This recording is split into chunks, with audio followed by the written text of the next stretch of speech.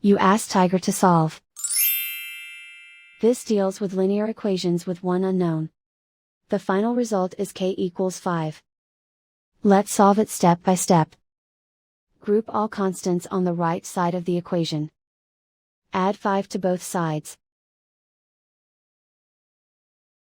Simplify the arithmetic.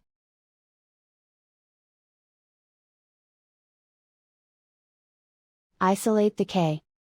Divide both sides by 2. Simplify the fraction. Find the greatest common factor of the numerator and denominator.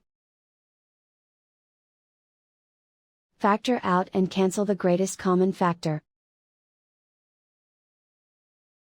And so the final result is k equals 5.